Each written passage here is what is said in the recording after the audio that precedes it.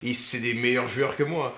Ils ont fait un milliard de choses plus que moi. Mais dans ma tête, je me dis toujours que je suis le meilleur. Quand vous êtes dans le dur, personne d'autre que vous-même va vous pousser. Et il faut que vous vous persuadiez que vous êtes capable de renverser des montagnes. Parce que les gens ne comprennent pas, bien sûr, l'ego. Mais quand tu es pas bien, il n'y a personne qui va venir chez toi te dire si tu es capable de faire ça. Il n'y a que toi et ton mindset. C'est que toi. C'est que toi. Et donc, il faut se persuader que vous êtes capable de faire de grandes choses. À chaque fois que je rentre sur un terrain, je me dis toujours que je suis le meilleur. Pourtant, j'ai joué dans des terrains, il y avait Messi, Cristiano. C'est des meilleurs joueurs que moi.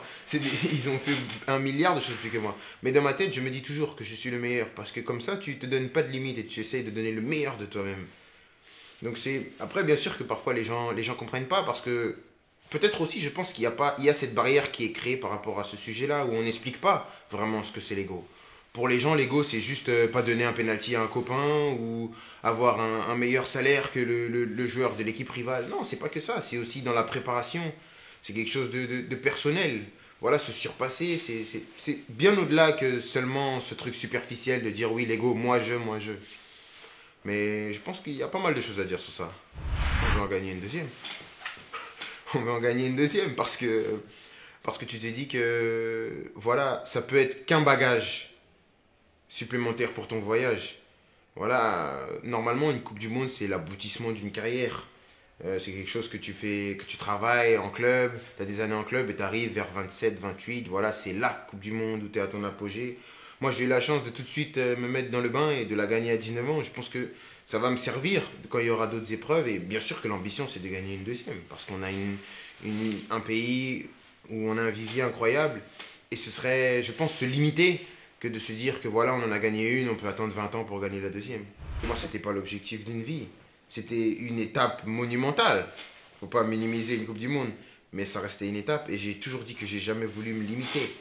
Donc pour moi, une fois que la Coupe du Monde elle était cochée, le but c'était d'en cocher une autre et de travailler pour en cocher une autre. Bien sûr, parce qu'une carrière c'est 15 ans. Si tu es très très bon, c'est 15 ans. T'as 15 ans, donne tout pendant 15 ans et après tu auras le temps de voir ce que tu as fait. Et tu auras toute la vie pour dire oui, moi j'ai gagné ça, j'ai fait ci. Parce que la Ligue des Champions, pour moi, ça a une place très importante. Voilà, et que la Coupe du Monde, comme j'ai dit, le fait aussi que je la gagne tôt, quelque chose que tu réalises pas forcément. Peut-être que si j'ai la chance d'en gagner une à 30 ans, elle sera beaucoup plus en émotion symbolique que celle que j'ai gagnée. Pour moi, c'était ma première. Ma première, tu gagnes, bouffe. Ok, on y va, bah, c'est gagné, ok, on peut rentrer. Voilà, c'est pas quelque chose, j'ai pas souffert vraiment pour la gagner. Je suis venu, je l'ai gagnée tout de suite. Et autant la Ligue des Champions, c'est autre chose, parce que j'ai connu des étapes où on a perdu, on a souffert. C'est autre chose. Si je la gagne, je pense qu'il y aura de l'émotion. Même si la Coupe du Monde, c'est le Graal absolu. Mais la Ligue des Champions, pour moi, en club, c'est ce qui se fait de mieux.